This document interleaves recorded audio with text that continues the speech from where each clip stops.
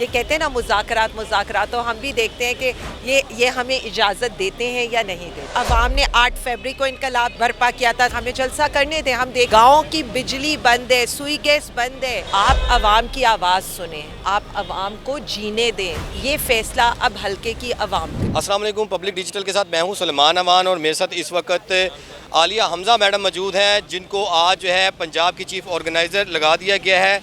Madam, सबसे पहले आपको मुबारकबाद। शुक्रिया, थैंक यू। मैडम, नई जिम्मेदारी है। हमने देखा है पंजाब में लीडरशिप का फुकदान था और ख़ान ने बड़ी जिम्मेदारी आपको सौंप दी है, तो क्या आप पहले आप लाएअमल जो है वो करने जा रहे हैं?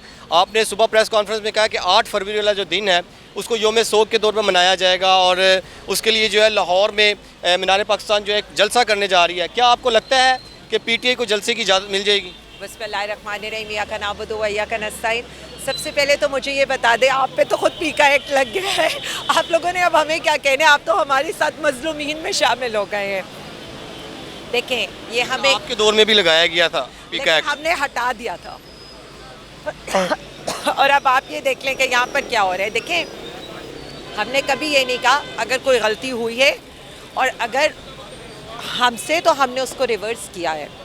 जहाँ तक आपने ये वाली बात कर रहे हैं, जी बिल्कुल, हम पूरी कोशिश करेंगे और हम पूरी कोशिश के तौर पर ये करेंगे कि ये कहते हैं ना मुज़ाकरात मुज़ाकरात, तो हम भी देखते हैं कि ये हमें इजाज़त देते हैं या नहीं देते। क्योंकि आपको ये बड़ी जिम्मेदारी है। अगर आप तो कर गई तो जलसा कामयाब, या जलसा कर गई कामयाब तो हो ही जाएगा। तो आप देख रहे हैं क्योंकि लाहौर से अवाम निकलना जो है वो मुश्किल हो गया है, क्योंकि लीडरशिप का फुकदान था। हमने देखा 2 मरतबा जो है अवाम नहीं बाहर निकली। देखिए, मैं इतना बता दूं, अवाम ने 8 फरवरी को इनकलाब बर्पा किया था, संजानी का जलसा, काना का जलसा।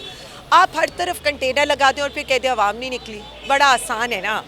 तो हम तो इन्हें कह रहे हैं हमें जलसा करने दें। हम देखते हैं, आप कह रहे हैं मफामत मुज़ाकरात पे बैठते हैं। ये मैं आज ना, ये पूरा मैं आज एक चीज़ लिख कर लाई हूँ।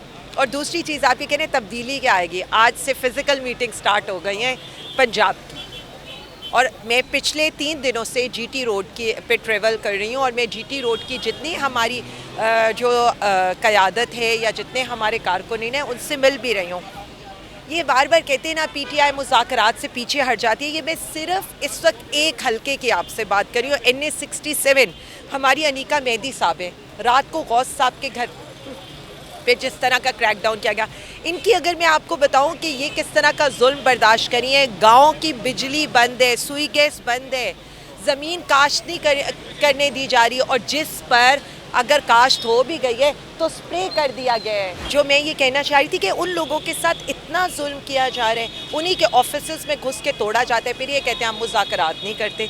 मैं सिर्फ इतना कहना चाहती हूँ, आप अवाम की आवाज़ सुने, आप अवाम को जीने दें। सांस लेने पर पाबंदी अब तो लगनी रहेगी, बाकी सब कुछ तो हो गया इस मुल्क। क्या हिकमत अमली क्या तैयार की है आपने पंजाब की आवाम को बाहर निकालने के लिए, ये पंजाब को एक्टिव करने के लिए? देखें जी, पंजाब की आवाम बहुत एक्टिव है। हमने अब मीटिंग स्टार्ट की है, कारकुनों से मीटिंग स्टार्ट की है, और मैं ये चाहती हूँ कि हम यूनियन कौंसिल लेवल से ऊपर जाएंगे और यूनियन कौंसिल के लोग फैसला करेंगे कि हमारा MNA MPA कौन होगा।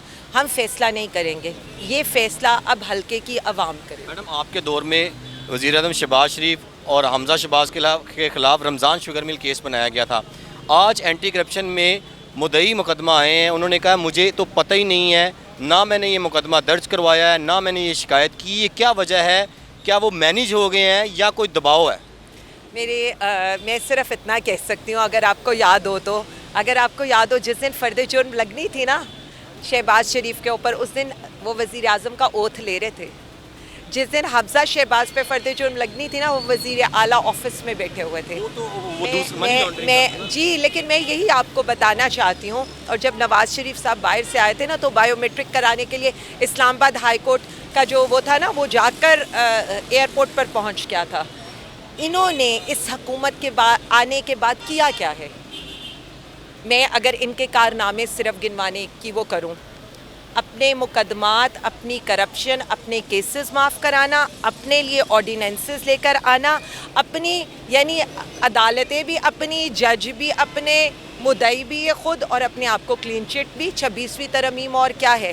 क्यों सुप्रीम कोर्ट के जजेस बढ़े हैं? क्यों हाई कोर्ट के जजेस की तादाद बढ़ी है? ये सब क्या शो कर रहा है आपको? इनकी सारी चीज़ें सिर्फ पर्सन स्पेसिफिक हैं। मुझे एक चीज़ बता दें जो आम आवाम के लिए इस गवर्नमेंट ने की हो, आम आवाम के लिए कोई एक चीज़। लेकिन मैडम वो कह रहा है कि मेरा तो बयान ही नहीं था, मैंने दरख्वास्त ही नहीं थी दी, यानी कि वो बिल्कुल लाइल्मी का इजहार कर रहा है। ये बिल्कुल वही वाली बात है कि आपको पता है कि ये किस तरह से भट्टियों में लोगों को आग लगवा दिया करते थे। आप क्या इनकी कहना चाह रही हैं? इनको हुकूमत डर खौफ है, लेकिन वो तो तो कह रहा है और मुझे, क्या है? मैंने उसे कहा कि पीटीआई वालों ने आपको दबाव के तहत करवाया था, कहते जी बिल्कुल नहीं। तो फिर ये कैसा केस ये कैसे तो चलता है? उसको देखिए, मैं बार बार आपसे यही एक बात करना चाहती हूँ, करप्शन उनकी आपको भी पता है, मुझे भी पता है।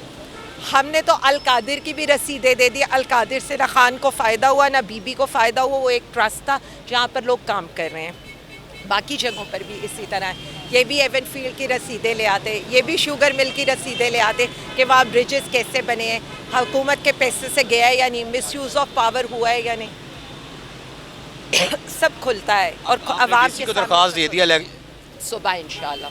बहुत शुक्रिया मैडम। ये भाई